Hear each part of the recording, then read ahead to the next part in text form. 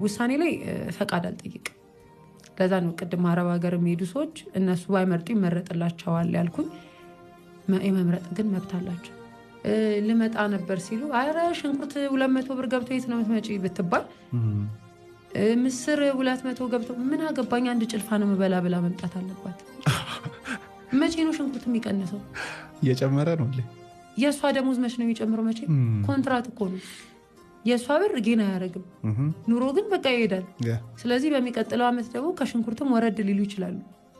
ያለ ሽንኩርት ነው ምናቆላላው ግን እሱም የለም ልትባል ትችላለች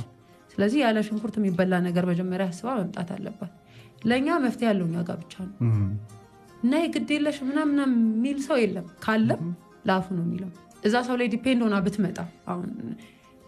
ነይ ብላኛለች ታግዘኛለች ምናምን ብላ ብትመጣ እንኳን ኔትወርክ ውስጥ አታስገባት ይልቁንም እሷ ሳትሄድ ያሳካ